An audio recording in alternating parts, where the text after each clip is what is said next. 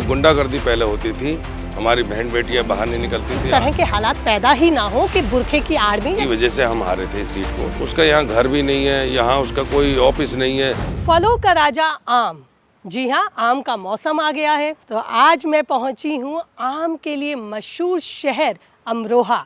अमरोहा जिसकी पहचान है ढोलक से, आम से।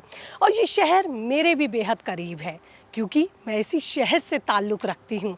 ये मेरा शहर है अमरोहा। जी हाँ, जैसे कि मैंने बताया आम का मौसम आ गया है, इसी के साथ चुनावी मौसम भी चल रहा है। और यहाँ पर किस तरह की चुनावी सरगर्मियाँ हैं, चुनावी माहौल है, क्या है वोटर्स की उम्मीद, क्या है उम्मीदवारों के दावे। मेरे साथ आज हैं मेरे खास मेहमान 18वीं लोकसभा के लिए बीजेपी के उत्तर प्रदेश की अमरोहा सीट से बीजेपी उम्मीदवार चौधरी कंवर सिंह तंवर जी। बहुत बहुत स्वागत है चौधरी साहब आपका मेरे चैनल पर। आपके नाम को लेके जो चर्चा होती है, जैसे मोदी जी विकास के लिए जाने जाते हैं, आप सेवा के लिए जाने जाते हैं। विकास से पहले आपके नाम के आगे आता है सेवा। क्या कहेंगे इस पर? मैं सेवा बहुत दिन से करता हूँ। मैंने 2003 से सिलसिला अपना चालू किया था दिल्ली में। अपनी माँ के नाम से एक नारायणी देवी चैरिटेबल ट्रस्ट बनाया था, जिसमें अपनी कंपनियों से पैसा डाल करके और वहाँ दिल्ली के अंदर बहुत बड़ा एक हॉस्पिटल खोला। वो उसमें कोई पैसा नहीं लेते थे हम, तो वहाँ से स्टार्ट हुआ। फिर 2010-11 से यहाँ लगे हुए हैं। तो आज यहाँ सब सेवा में ही है, मेरा सेवा का ही ज़्यादा काम है। मैं चौधरी साहब के लिए आपको ये भी बता दूं कि ये इलाकों में महिलाओं के हितैषी और संरक्षक के तौर पे जाने जाते हैं। इन्हें एम्बुलेंस बाबा और एम्बुलेंस सांसद के नाम से भी जाना जाता है। लेकिन एक बात आपके लिए और कहते हैं लोग कि 3 बार लगातार अमरोहा से आपको लोकसभा का टिकट मिलना, जो कि आपके रसूख और केंद्रीय नेतृत्व में आपके कद को भी बताता है। देखो, मैं धन्यवाद देता हूँ माननीय मोदी जी को और अपने पूरे केंद्रीय नेतृत्व को और अपने उत्तर प्रदेश के नेतृत्व को। अब मैंने जो मेरी सेवा थी, जो मैं जनता के बीच में रहा, चाहे कोविड था, कोविड के टाइम में बहुत बड़ी आफत आई थी, तो जब लोग यहाँ मर रहे थे तो मैं तब भी यहीं था। और मैंने कोविड के में यहाँ से घर नहीं गया, इसी अपने यहीं रहा। तो मैंने चाहे ऑक्सीजन प्लांट लगाने का काम किया, घर घर राशन देने का काम किया अपने मंडल अध्यक्ष के थ्रू, जो हमारे भारतीय जनता पार्टी के मंडल अध्यक्ष होते हैं। और काफ़ी काम, मतलब अब ये स्कूल भी बनाया मैंने एक यहाँ अपने सरस्वती विद्या, उसका बताई होगी, आपको पता होगा यहाँ। तो मैं लगा रहा सेवा में और आज मैं बार बार धन्यवाद देता हूँ अपनी पार्टी को और माननीय मोदी जी को। उन्होंने फिर मेरे को सेवा के लिए भेज दिया, तो मैं फिर सेवा करने को तैयार हूँ। ये जो सीट मानी जाती है अमरोहा लोकसभा सीट, यह माना जाता है कि सैनी भी हैं, जाट भी हैं, दलित भी हैं, मुस्लिम भी हैं। और ये एक ऐसी सीट है क्योंकि खुद मैंने अपने आंखों से देखा है, बचपन से देखा है, गंगा जमुना तहजीब यहाँ पर रही है, राम ढोल में मुस्लिम भाइयों ने सहयोग किया है और वहीं मुहर्रम में हिंदू भाई भी उतरकर सेवा में जुटे। सेवा आपका सर्वोपरि धर्म। क्या लगता है इसका फ़ायदा चौधरी कंवर सिंह तंवर को मिलेगा? सबसे बड़ा फ़ायदा तो इस बार माननीय मोदी जी के जो विकास के काम हैं, जो मोदी जी ने काम किए हैं, पूरे देश में ही किए हैं, तो इतना विकास कभी हुआ नहीं जो इतना 10 साल के अंदर हुआ है। सबसे बड़ा फैक्टर ये है, हर घर घर तक विकास है। पहले यही रोड था, आप यहाँ से आए दिल्ली से, ये 5-5 घंटे लगते थे, आप 2 घंटे में यहाँ आ जाते हैं। तो आप ये देखो, बहुत कुछ किया है, बिजली यहाँ जाती नहीं है। और एक मैं भी अपना छोटा काम करता रहता हूँ, तो बड़ा काम तो यही है कि जो देश में विकास हुआ है, आज हर आदमी, हर औरत, हर बच्चा, हर इंसान के अंदर एक ही बात है, इस बार तो माननीय मोदी जी को फिर तीसरी बार प्रधानमंत्री बनाना है। आप महिलाओं के लिए ये भी सुनने में आता है इलाके में कई सौ बच्चियों की शादियां, यानी कि जो लड़कियां होती हैं उनका विवाह आप कराते हैं।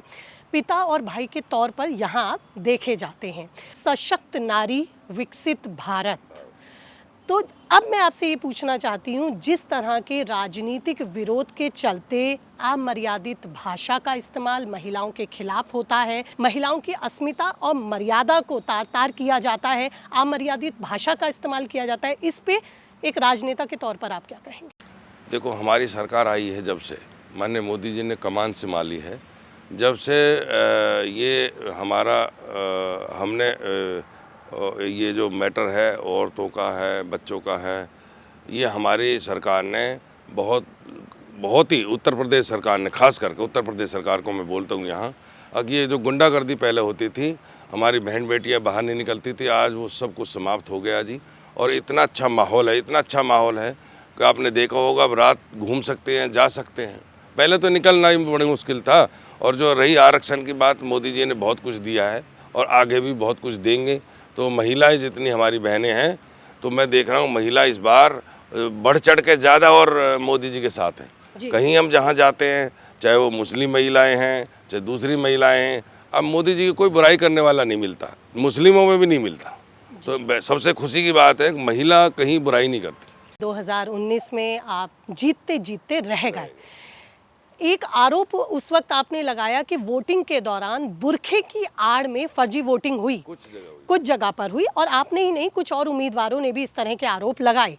तो क्या लगता है इस बार 2024 का जब आपको टिकट मिला, आप चुनावी मैदान में हैं, तो इसको लेकर भी कुछ पहले से सुरक्षा व्यवस्था की जाएगी कि इस तरह के आरोप ना लगें या इस तरह के हालात पैदा ही ना हो कि बुरखे की आड़ में या किसी भी अराजक तत्व की वजह से वोटिंग प्रभावित हो? इस बार जो है पुलिस भी चौकस है और हमारे महिला अफसरों को बहुत इस बार लगाया जा रहा है। तो महिला अफसर हैं, पिछली बार थोड़ा इस बात पे गौर कम थी, और इस बार तो मेरे ख्याल से काफ़ी महिलाओं की ड्यूटी लगाई जा रही है इसी काम के लिए, क्योंकि जो गलत वोट डलती हैं उनको रोकने की कोशिश करेंगे। अमरोहा लोकसभा सीट ऐसी सीट रही जहां पर हर बार चौंकाने वाले नतीजे रहे। क्या मानते हैं 2014 की जीत एक बार फिर 2024 में आप मोदी की गारंटी के साथ हासिल करेंगे? देखो, मैं आपको बताता हूँ, 2014 में मैं लड़ा, यहाँ जीते हम 1,58,000 वोटों से। 19 में जो हम यहाँ लड़ाई लड़ी, तो 19 में मैंने 14 से ज़्यादा वोट ली, मतलब 19 से 14 से ज़्यादा वोट 19 में ली। और इस बार मेरे को ये लगता है कि जो 14 में वोट मिली उससे डबल वोटों से जीत होगी इस बार, 3 लाख पार हो जाएगी इस बार। क्योंकि मेरे उसमें जो 19 में था वो एक गठबंधन था उनका, वो गठबंधन में की वजह से हम हारे थे इस सीट को, वोट कम नहीं मिली मेरे को। 19 की अगर मैं बात करूं, बसपा और सपा दोनों का गठबंधन था, लेकिन इस बार सपा और कांग्रेस गठबंधन में आ रही है, तो किसी तरह की चुनौती आप इस सीट से अपने लिए देखते हैं? वो जो पहले यहाँ से जो सांसद चुन के गया था, उसका यहाँ घर भी नहीं है, यहाँ उसका कोई ऑफिस नहीं है, किसी लोगों से मिला नहीं, 5 साल से आज तक वो किसी को नहीं मिला है। तो उससे इतने खफा लोग हैं, जो उत्साह था पहले लोगों में वो वोट डालने का, जो उनके गठबंधन के लोग थे, इस बार उनमें उत्साह भी नहीं है। कई वोटर्स से मेरी यहाँ पर इस सीट पर बात हुई। ये माना जाता है कि रोजगार, शिक्षा और स्वास्थ्य ये बुनियादी मुद्दे हैं।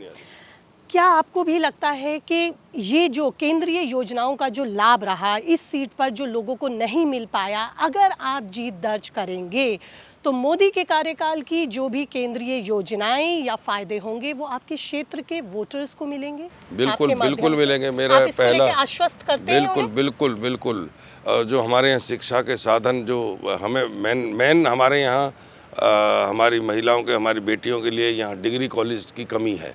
इस बार माननीय मोदी जी से या अपनी सरकार जब आएगी तो मैं वो काम जरूर करवाऊंगा। यहाँ 2-3 काम है जो मेरे छूटे हुए हैं, जो मैंने पहले 2019 से पहले वादे भी किए थे कि मैं ये काम कराऊंगा, पर इस बार मैं वो काम कराऊंगा। कुछ ऐसे मुद्दे हैं, कुछ ऐसे काम हैं जो पेंडिंग है, अगर जनता आपको मौका देगी तो उन कामों को आप पूरा करेंगे? बिल्कुल बिल्कुल बिल्कुल पूरा करूँगा। खास तौर पर एक चीज़ इस इलाके में और देखी जाती है, गंदगी, सफाई, स्वच्छता, ये भी एक बड़े मुद्दे हैं। ट्रैफिक व्यवस्था भी एक बड़ा मुद्दा है।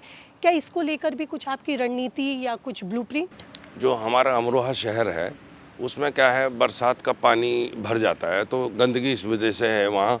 और अब हमने नाला भी बनाया है हमारी सरकार ने, और आने वाले दिनों में हम यही सोचेंगे कि जो वहाँ बरसात का पानी है वो शहर में इकट्ठा ना हो, बाहर से एक नाला है उसको और हम बना करके सीवर लाइन का सिस्टम कोई वहाँ बन जाए, जिससे गंदगी भी कम होगी, और वो इस बार उम्मीद है हम करवाएंगे। अमरोहा क्षेत्र के उम्मीदवार ये मानते हैं कि वो बड़े भाग्यशाली हैं कि मोक्षदायिनी गंगा यानी कि ब्रिज घाट, गढ़मुक्तेश्वर, ये आप ही की लोकसभा क्षेत्र में आता है। हम जिस तरह से आला नेताओं को देखते हैं, चाहे मुख्यमंत्री योगी हों, चाहे प्रधानमंत्री मोदी हों, दोनों की ही ये चीज़ रहती है कि जो तीर्थ स्थल हैं उनकी स्वच्छता और उनके सौंदर्यीकरण को लेकर बहुत काम किया जाता है। क्या आपके प्लान में भी कुछ ऐसा? बिल्कुल है जी। हमने 2018 में और 19 में वहाँ काम किया। ब्रिज घाट के ऊपर आपने देखा होगा वो नहाने के स्थान भी बना रहे हैं। और तिगरी है हमारा मेला लगता है, वो सरकारी हो गया तिगरी मेला। जी। वो गवर्नमेंट ने, पहले प्राइवेट करते थे, पंचायत के थ्रू होता था, अब गवर्नमेंट ने खुद कर रही है और यहाँ पर बहुत बड़ा काम चलने वाला है। पहले कुछ हुआ लेकिन जो रुका हुआ काम है वो पूरा इस बार हो जाएगा और मेरे को उम्मीद है कि जैसे ही ये साल गुजरेगी उसमें अच्छा काम होगा कि हमारी सरकार इस चीज़ को देख रही है। चलिए, ये तो राजनीतिक सफ़र पर आपके बात हुई। कुछ आपके व्यक्तिगत आपसे सवाल लूँगी और इन इंटरेस्टिंग सवालों के साथ जल्दी से आपको विदा भी दूँगी और मैं वाइंड अप करूँगी। अधिकतर समय कहाँ बिताना पसंद करते हैं? अपनी लोकसभा सीट अमरोहा या दिल्ली? नहीं, मैं तो अमरोहा में। आपको पता है मैं वहाँ से आ जाता हूँ, यहीं रहता हूँ और फिर मेरे को अच्छा भी लगता है सेवा करने का, क्योंकि मैंने जो बिजनेस किया वो मैंने बहुत कर लिया। अब मेरा मन ही सेवा में लगता है, तो ज़्यादातर मैं यहाँ रहता हूँ और मैं यहाँ सोचता रहता हूँ मैं क्या किस चीज़ की आगे यहाँ सेवा करनी है। जैसे यहाँ एक हमारा विद्या भारती का जो संगठन का एक स्कूल है विद्या भारती, तो उसका एक स्कूल अमरोहा में था, किराए पे चलता था। मैंने देखा वहाँ बच्चे पढ़ते हैं, मैंने उसको बाहर निकाल करके और बड़ा सुंदर स्कूल बनाया है। वही विद्या भारती ही चलाती है, अब वो चालू हो गया। तो ऐसे ऐसे काम मैं ढूंढता रहता हूँ अपने आप ही। ये इंस्पिरेशन कहाँ से मिलती है? किसको अपनी लाइफ में अपना आदर्श मानते हैं जहाँ से ये प्रेरणा आप लेते रहते हैं? हमारे माँ बाप ने हमें जैसे सिखाया था कि कुछ पैसे कमाओ तो कुछ पैसे दान भी दो। अब वही हम काम कर रहे हैं जी, जो कमाते हैं उसमें से कुछ दान भी दे दें। खाने में क्या पसंद करते हैं?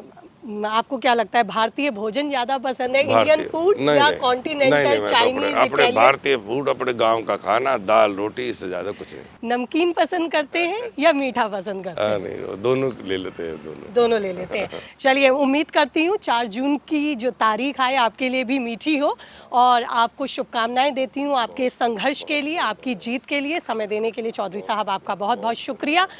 तो इसी तरह की इंटरेस्टिंग बातचीत सुनो विद ज्योति विनय कपूर पे आप आगे भी सुनते रहेंगे। इस तरह की बातचीत के लिए चैनल को सब्सक्राइब करना आप नहीं भूलेंगे, लाइक और शेयर भी आप जरूर करेंगे। फिलहाल इस बातचीत के लिए इतना ही, दीजिए इजाजत, नमस्कार।